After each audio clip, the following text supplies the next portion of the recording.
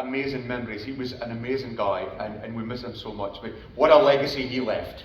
Oh, absolutely. What a legacy. I often refer to him, absolutely, yes. I often refer to him as the Northeast Burns. Yes. Because his stuff is so good, Yeah. and the descriptions that he gives in it. And the poem that you're going to do for us tonight is just exactly one of those. It's full of really descriptive Doric words that will just have you howling with laughter, I can tell you that. I hope so. We'll see. But I'll let you introduce it, Robert. Please put your hands together for Robert Lovie. Thank you, Larry. What a great guy, isn't he, everybody? What a great guy, what a great post. Well, I'm going to start with a small bundle, and I had to break it in because I thought, hey, for hanging on, the small bundles are amazing. Our middle-aged neighbour went in for a check-up and was told he was just in the pink. That's maybe, says he, because I've never had sex or smoked or ever touched drink.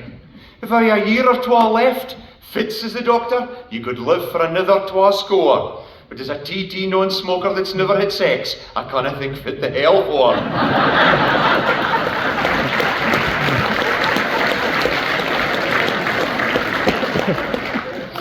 Small bundles of Oratrop. Now, I said to the Archbishop, to George, if he wanted, I would be delighted to do a wee poem. And I had a poem in mind, and then I've met lots of folk tonight, and I said I was going to do a poem, and I've had a few requests.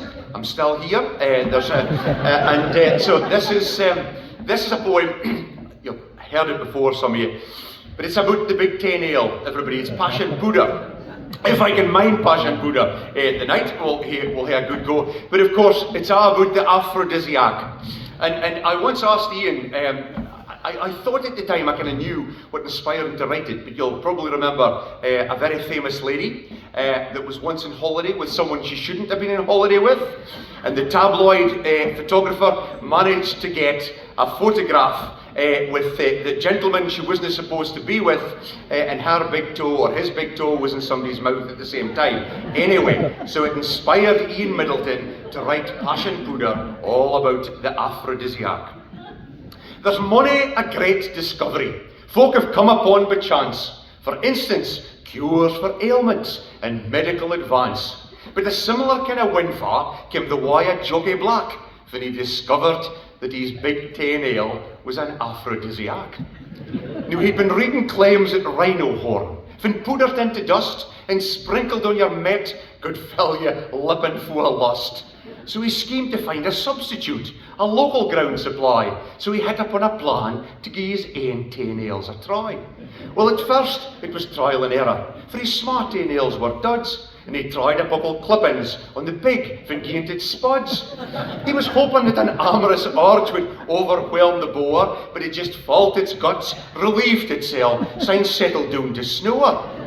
Well, he eliminated both his feet, except his big recht tae, and but knew he wasn't confident of the power that it would hae. So he ground the nail to powder, and to camouflage the taste, he blended it with rasps, and made a palatable paste. Now, when he tried it on a big blue flea, the effects on it were amazing, for you'd nae believe the antics. It got up till we are raisin. It tried to mate with 20 times afore its passion tired, sent it cowpit on its back and bzzzt, and blissfully expired. Now the budgie at the spiggin wasn't coming muckle speed, but the scenes it got a shocking of the powder on its seed, as well as fusslin' rugby songs, it recited loud and clear about 27 verses of the Ballad. He get a puckle to the cat, a tam gone 10-year-old, and it cut her wild romantic jowls 4 days without Duval, and a dozen cats at Kitlands, out of 14 at it chased, a remarkable accomplishment, well, considering it was dressed. He gets some to the Bantam cock, and fin it hit its ration, it rapid twa Muscovy jokes in a burst of fiery passion. It got ass rocked up with chasing poultry through the dubs and sharn, that intermittent jets of steam come spouting fae its stern. Well, he gets some to the collie dog, and it worked like a dream, and it watered all the pelin posts afore its tanked team. But the side effects were real severe, for its hint-legged and locket, and it stravaked about for weeks on end, we'd permanently cook it. Against his better judgment, he gets him to the ram, and in less than 20 minutes, it had every yow and lamb. as well as Nellie Stewart's goat, and she's aye quick to tell it was only nifty footwork had saved all Nell herself. Well, he tried it in the Frisian ball as well as on the cuddy, and it proved it worked gran in beasts, but fit about a body. Well, nothing ventured, nothing gained was Jockey's view in life, and fin it come to guinea pigs, far better nor a wife. Now, Belle was fond of strawberries, so Jockey bought a 10, and fin he got her bene hoose, he steered the Pooder in, just who she would react to, he couldn't wait to tell. But he felt a bit uneasy when she ate the lot herself. Well, when her passion had subsided, Belle, with a sultry look at Jock, says, "Yon was damned fine strawberries, man. Have you ony more in stock?"